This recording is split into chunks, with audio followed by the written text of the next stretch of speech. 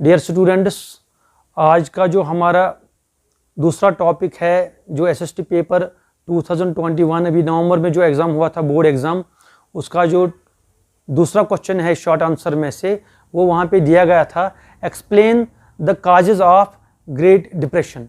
Actually ये जो great depression यहाँ पे है, यह है ग्रेट इकोनॉमिक डिप्रेशन। ये जो ग्रेट डिप्रेशन था 1929 में इसकी शुरुआत होती है, जिसके बहरान ने पूरे दुनिया को अपने लपेट में लिया। 1929 से ये डिप्रेशन शुरू हुआ होता है और मिड 1930s तक ये डिप्रेशन, इकोनॉमिक डिप्रेशन जो वर्ल्ड को फेस करना पड़ा, ये 1930 तक पूरे वर्ल्ड को ये डिप्रेशन फेस करना पड़ा। इसमें से मैं आपको पॉइंट बाय पॉइंट समझाने की कोशिश करूंगा कि what were the causes that led to the world a great economic depression. World में एक ग्रेट इकोनॉमिक डिप्रेशन कैसे आता है, वर्ल्ड की इकोनॉमी कैसे सफ़र होती है 1929 से 1930 तक ये इकोनॉमी कैसे सफ़र होती है, इसके लिए बहुत सारे काजेज रिस्पॉन्सिबल थे। Most parts of the world experienced catastrophic decline in production, employment, income and trade. यहाँ पे मैं आपको क्लियर करूँ, ये जो प्रोडक्शन की डिक्लाइन हुई ये इंडस्ट्रियल प्रोडक्ट्स की डिक्लाइन थी, इंडस्ट्रियल प्रोडक्शन में डिक्लाइन आता है। हालांकि इस पीरियड में एग्रीकल्चरल प्रोडक्शन जो है वो ओवर प्रोडक्शन थी, बहुत सारे ममालिक को अनएम्प्लॉयमेंट फेस करना पड़ा।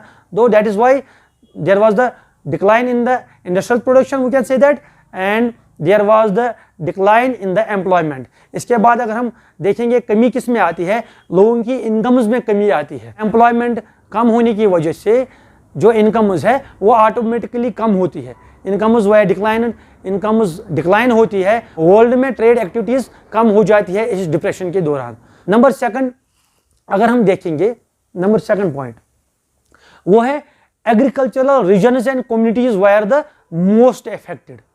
एग्रीकल्चर रीजन जो है जहाँ पे एग्रीकल्चर एक्टिविटीज़ वर्ल्ड में हुआ करती थी, जो ज़्यादा प्रोड्यूस किया करते थे और जो इस एग्रीकल्चर के साथ लोग मुंसलिक थे, उनको ज़्यादा इसका इफेक्ट, उनको ज़्यादा इसका कॉन्सिक्वेंस फेस करना पड़ा इकोनॉमिक डिप्रेशन का। ओवरऑल इनकम को बढ़ाने के लिए फार्मर्स ने अपने एग्रीकल्चर को एक्सपेंड करने की कोशिश की, लेकिन उसका नेगेटिव इम्पैक्ट रहता है। जो उन्होंने ओवरऑल इनकम बढ़ाने की कोशिश की, उन्होंने एग्रीकल्चर को एक्सपेंड किया, हालांकि एग्रीकल्चरल ओवर प्रोडक्शन थी, लेकिन उसके साथ फिर उस चीज़ को ओवरकम करने के लिए उन्होंने, जब प्राइसेस फॉल होते हैं, उन्होंने ज़्यादा मीनस की प्रोडक्शन ज़्यादा एक्सपेंड एग्रीकल्चर को करने की कोशिश की, लेकिन उसका नेगेटिव ही इम्पैक्ट हमें देखने को मिलता है। फार्म प्रोड्यूस जो था वो ख़राब होता है, क्योंकि उसके बायर्स मार्केट में हमें देखने को नहीं मिलते थे। यूनाइटेड स्टेट्स, चूँकि आपको पता होना चाहिए, ये ऐसी कंट्री थी जिसने वर्ल्ड में बहुत सारे एरियाज़, बहुत सारे वर्ल्ड में बहुत सारी कंट्रीज़ के लिए, उनके इन्वेस्टमेंट्स के लिए लोन्स फराहम किए थे। तो जब 1929 में इकोनॉमिक डिप्रेशन का आगाज़ हुआ, these US overseas lenders panicked, ये पैनिक होते हैं। उन्होंने क्या किया, they stopped the lending and consequently जो उन्होंने लैंडिंग स्टॉप की, इसने ज़्यादा हालत जो है वो ख़राब की। फर्स्ट हाफ ऑफ 1928 तक हम देखते हैं कि US overseas loans amounted to $1 billion, $1 billion तक उन्होंने कर्जा दिया हुआ था लोगों को, बाकी कंट्रीज़ को। उसके बाद 1929 की अगर हम बात करेंगे, इसका 25% भी उन्होंने लैंड नहीं किया 29 में, क्योंकि इकोनॉमिक डिप्रेशन जब उसके आसार लोगों को दिखने शुरू हुए तो उन्होंने स्टॉप लैंडिंग की। इसने भी हालत जो है वो बहुत हद तक मुतासिर की। अब यूएस बैंकर्स ने और एक चीज़ किया, they stopped domestic lending and called back loans.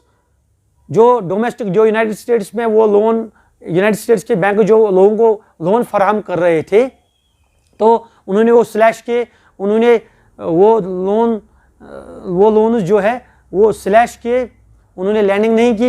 And they called back loans, जो लोन दिए थे लोगों से उन्होंने वो वापस लोन्स लेने की कोशिश की।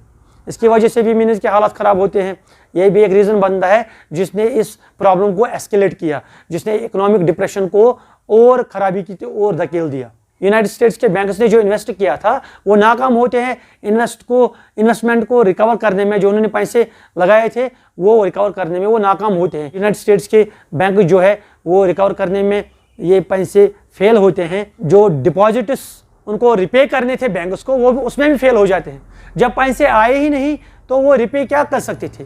एंड यूनाइटेड स्टेट्स में जो बैंक्स थे they were failed in repaying the depositors को वो पे ही नहीं कर सके। Thousands of banks went bankrupt, हजारों की तादाद में जो बैंक्स थे वो उनका दिवालियापन निकल जाता है। And they were forced to close and resultantly by 1933 4000 banks were closed. 4000 bank जो है वो बंद हो गए। And between 1929 to 1932 1,10,000 companies collapsed. 1,10,000 companies collapse होती है। 4000 बैंक्स क्लोज होते हैं 1933 तक।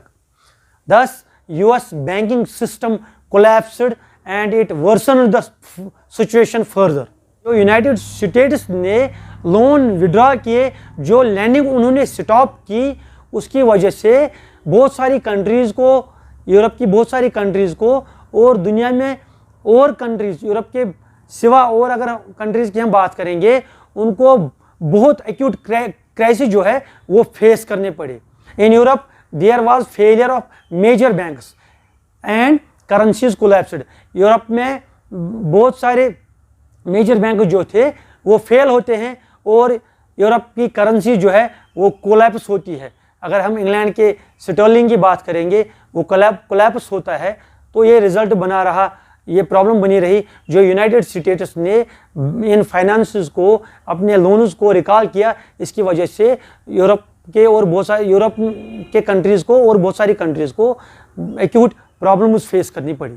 और एक प्रॉब्लम जो है वो ये है कि ग्रेट डिप्रेशन जो है इसकी इंटेंसिटी ज़्यादा बढ़ती है क्योंकि United States doubled its import duties.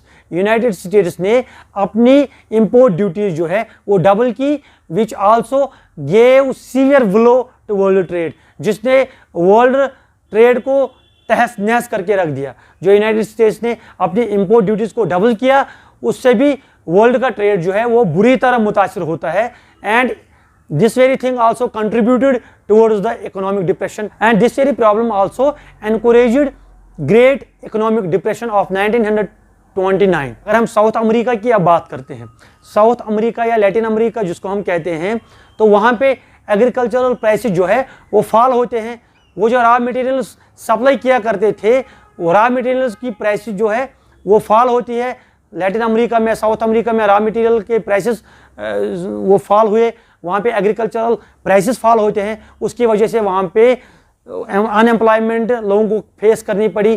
Farmers could not sell their harvests. जो फार्मर्स थे वो अपने जो प्रोडक्शन इनकी थी फार्मर्स की तो वो उसको बेच ही नहीं सकते थे क्योंकि इकोनॉमिक डिप्रेशन था, डिमांड कम थी, मार्केट्स में डिमांड कम थी। And households ruined, household means की घरेलू जो ज़िंदगी है लोगों की इकोनॉमी से ही चलती है। जब इकोनॉमी कोलैप्स हो गई households automatically they were ruined and businesses collapsed. Businesses collapse होते हैं because of the great depression. People give up their Holmes.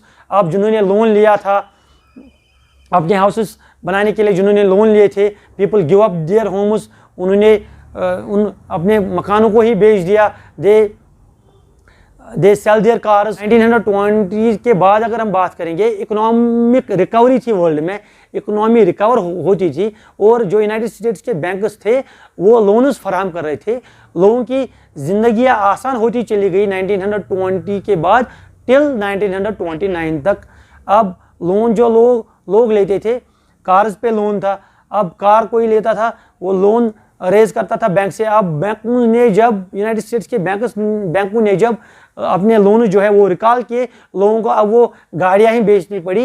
And other consumer durables, जो घर में कंज्यूमर ड्यूरेबल्स लोगों के थे तो उनको उनसे हाथ धोना पड़ा। तो ये रीजन्स बनते हैं जो मैंने यहाँ पे डिस्कस किए, ये रीजन्स बनते हैं that led to the great economic depression of 1929। Thanks dear students, have a nice day.